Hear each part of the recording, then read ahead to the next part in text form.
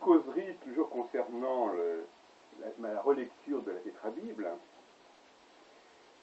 le chapitre qui s'appelle des trigones, livre 1, et qui est intercalé d'ailleurs entre le chapitre sur les domiciles, que on appelait au XVIIe siècle les maisons, et le chapitre sur les exaltations. Donc c'est un chapitre très important. Trigone, ici, ne renvoie pas aux aspects. Enfin, le mot trigone renvoie aux signes. Enfin, alors aujourd'hui, on pourrait croire que dès que je emploie le mot trigone, je renvoie aux signes de feu, de terre, d'air et d'eau. Mais pas du tout. Pas du tout. Ici, la problématique n'est pas du tout celle-là, elle n'existe pas d'ailleurs. À l'époque de la Tétrabible, on n'a pas encore attribué les 4 éléments aux 12 signes. Les 4 éléments restent liés aux 4 saisons. Et donc ce n'est pas un aspect, ce sont des relations entre les signes. Et alors, le critère qui est utilisé par Ptolémée, si tant est qu'il soit l'auteur de la Tétrabible et de ou alors simplement il reprend une sorte d'encyclopédie qui reprend des notions un peu en vrac, enfin, il faut savoir, c'est pas une compilation. Le critère de Ptolémée, c'est simplement que ça relie des signes masculins ou des signes féminins. Et c'est ça le grand critère en fait. Hein. Je lis la traduction du XVIIe siècle de Nicolas Bourdin, Marquis Vilaine. Le premier trigone, parce qu'ils ont numéroté les trigones en fait. Le premier trigone passe par le bélier, le lion et le sagittaire. 3 signes masculins. Le second trigone par 3 signes qui sont les signes taureau, vierge, capricorne. Donc il dit taureau, vierge, capricorne, il dit pas signe de terre. 3 signes féminins. Le troisième trigone passe par les gémeaux, la balance, le verseau, il dit toujours pas signe d'air. Il dit signe masculin, encore une fois. Et enfin, le quatrième trigone passe par le cancer, le scorpion et le poisson, il dit pas signe d'eau. Et il dit que ce sont des signes féminins. Donc, c'est très intéressant parce que cette notion de signe masculin et féminin, bon, elle a un petit peu été recouverte. On en parle de moins en moins.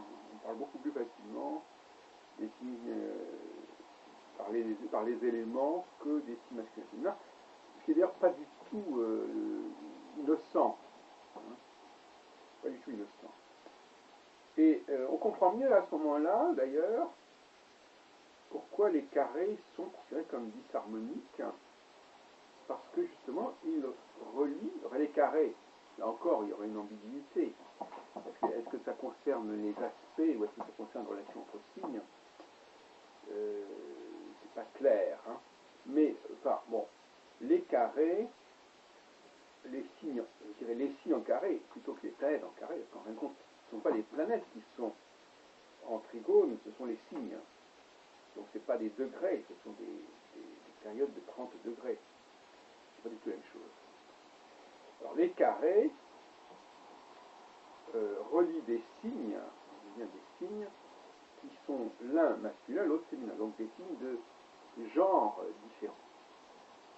Et c'est parce que ce sont des signes de genre différents que apparemment, enfin, il faudrait encore vérifier à quel moment la notion de carré et trigone est devenue associée à une valeur négative ou moins dissonante ou harmonique, mais apparemment, je lis entre les lignes, il est plus facile de relier des choses, des signes qui sont de même sexe, que des signes de sexe différents.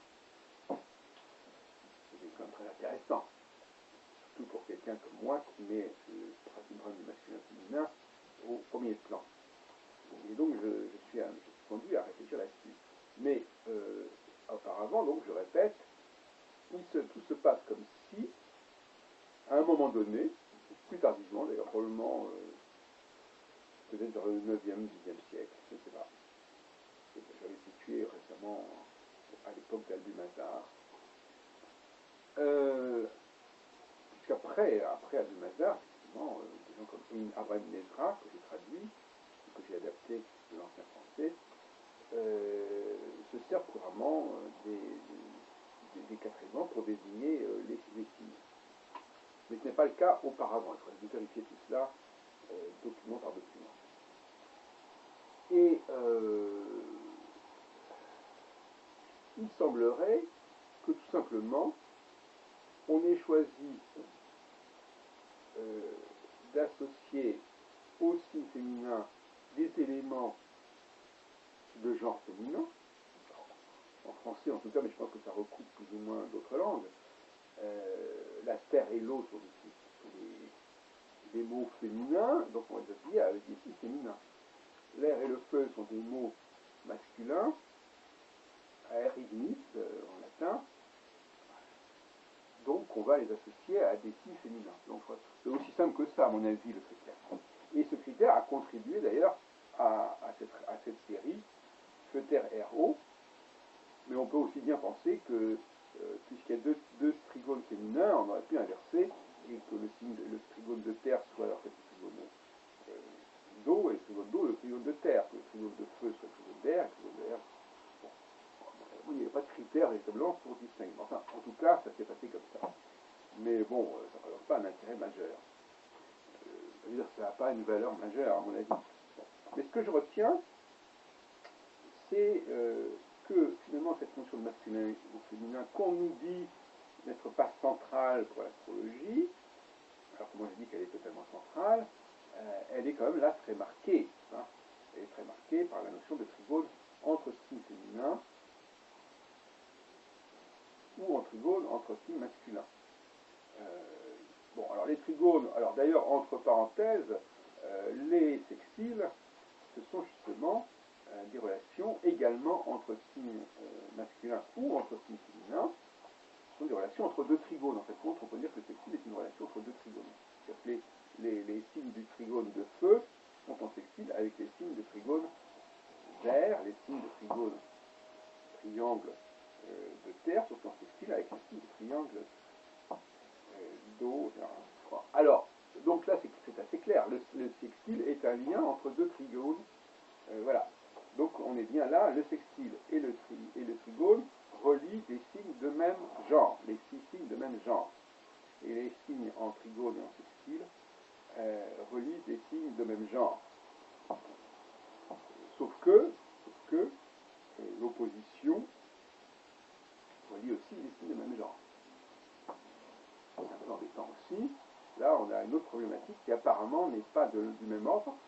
Et là, on est dans une problématique d'aspect, véritablement, où donc la notion d'aspect entre planètes, l'opposition semble être plutôt un aspect entre planètes, et l'aspect, bien que le mot aspect ne soit pas utilisé, mais la relation de trigone ou de sextile relie plutôt des signes et non pas des planètes. Il n'y a pas de degrés. Et alors que pour les exaltations, il y a des degrés. Bon, voilà, à peu près, on a à peu près reconstitué tout le système.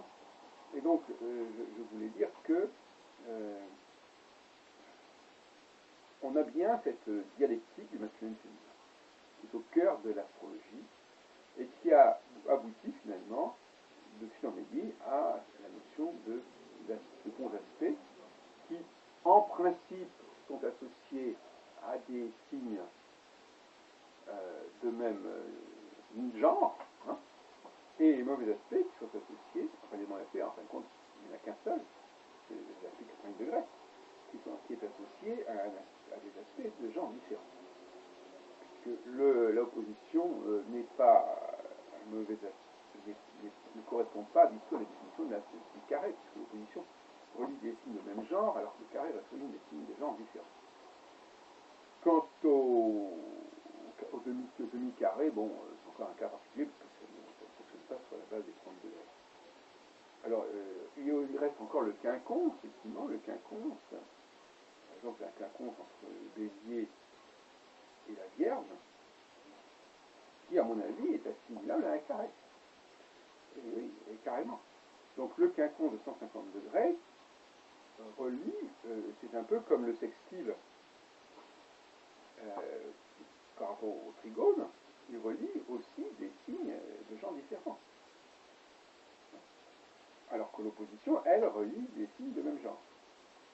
Donc on saura pourquoi le quinconce a disparu, en tout cas est devenu un aspect secondaire, alors qu'en réalité, il est aussi important que le sextile par rapport au trigone, dans son rapport avec le carré.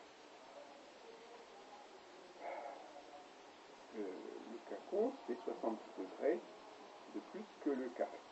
Et le sextile fait 60 degrés de moins que le trigone. Alors, on peut jouer là-dessus.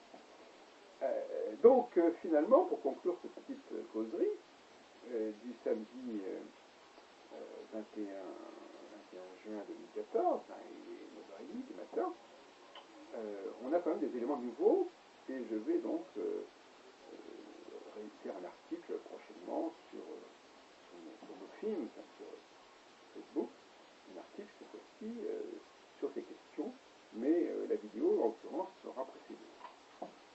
Donc clairement, la mémorisation de cette dialectique, et c'est important parce qu'effectivement, même quand on découpe, là je reviens à mes théories sur la position, mais quand on découpe la suite de 7 temps en 2 temps, et bien effectivement le passage d'une phase que j'appelle vénusienne maintenant à une phase martienne, c'est pas évident, c'est quand même conflictuel, puisque la phase martienne, la phase disjonctionnelle, prend le